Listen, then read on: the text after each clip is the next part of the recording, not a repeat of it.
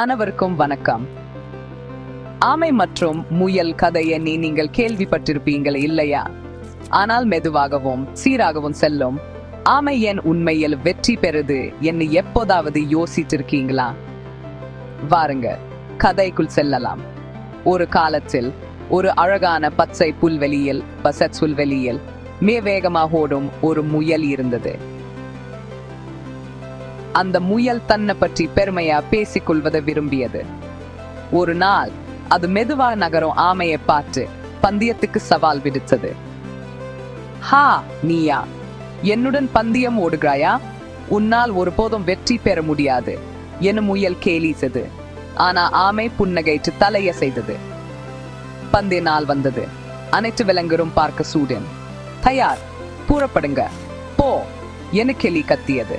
முயல் ஒரு ராக்கெட் போல சீறி பாய்ந்து வெகு தூரம் சென்றது. பாவம் ஆமை, அது மெதுவாகவும் சீராகவும் அடிக்கு அடி நகர்ந்தது. முயல் ஓடிக்கொண்டே இருந்தது. ஆமை எங்கும் கண்ணுக்கு தெரியவில்லை. நான் மிகவும் வேகமாக இருக்கிறேன், நான் ஒரு சிறிய தூக்கம் போட்டுவிட்டு வருகிறேன் என்று சொல்லி ஒரு மரத்தடியில் படுத்துக்கின்றது. ஆனால் என்ன நடந்தது தெரியுமா? முயல் தூங்கிக் கொண்டிருந்த போது ஆமை தொடர்ந்து சென்று கொண்டிருந்தது. அது அவசரப்படவில்லை, கவனமும் சிதறவில்லை.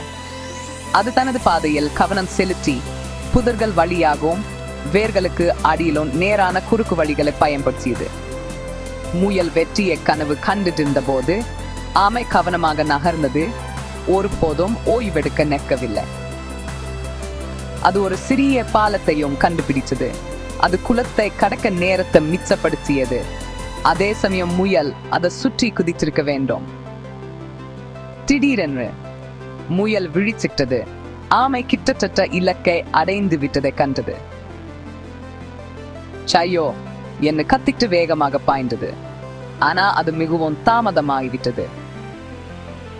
ஆமை தனது கடைசி மெதுவான அடியை எடுத்து வைத்து இலக்கை கடந்தது. அனைத்து விலங்குகளும் ஆரவாரம் செய்தன. முயல் அன்று ஒரு மிக முக்கியமான விஷயத்துக்கு கற்றுக்கிட்டது.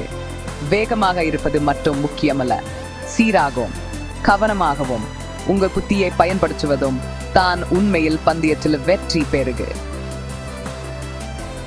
எனவே அடுத்த முறை நீங்கள் ஒரு சவாலை எதிர்கொள்ளும் போது ஆமையை நினைவில் கொள்ளுங்க.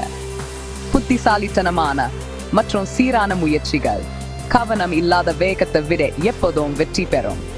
கேட்டதற்கு நன்றி. அனைவருக்கும் மறக்காதீங்க, புத்திசாலித்தனமாய் இருங்கள், சீராக இருங்கள். நீங்கள் தொடங்கும் எந்த பந்தயத்திலும் நீங்கள் வெற்றி பெறலாம்.